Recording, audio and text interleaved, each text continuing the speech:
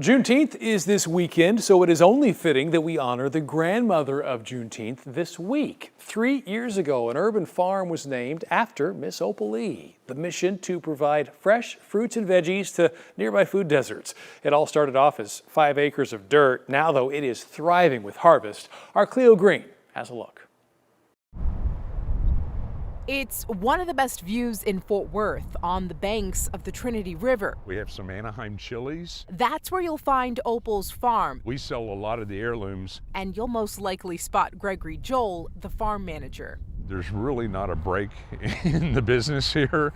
We're busy all the time preparing either for the next round of beds or harvesting and maintaining the new ones. I harvested these 2 rows yesterday. Community leaders are lending a hand to make all of it happen, growing everything from tomatoes to carrots. We literally have to harvest tomatoes every day. If you're new to North Texas, it is not easy to farm here because the soil is very dry. It's going from rich East Texas soil to really bad West Texas soil. Yeah. That's why it's so important if you do organics, you're building the soil health.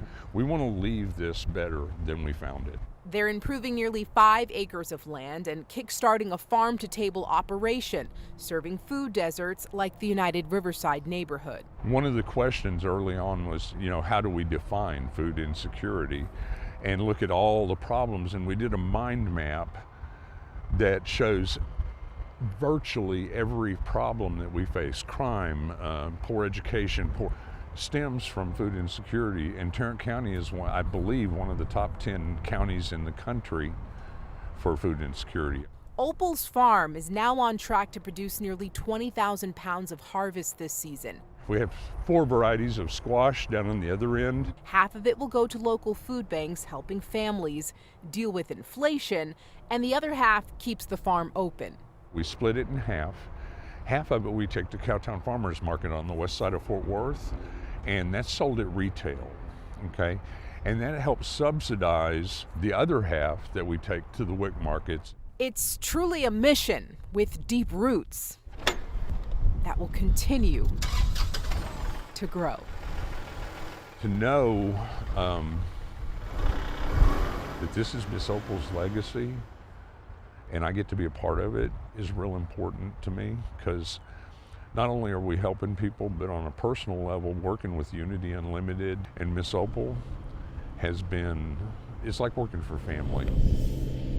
In Fort Worth, I'm Cleo Green.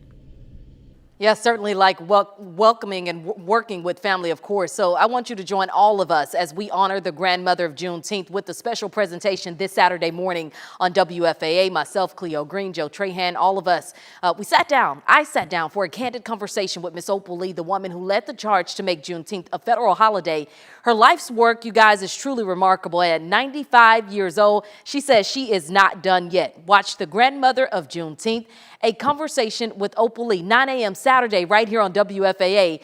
Then join us on WFAA.com at 10 a.m. for live coverage of Opal's Walk for Freedom. It is happening in Fort Worth. Care of you.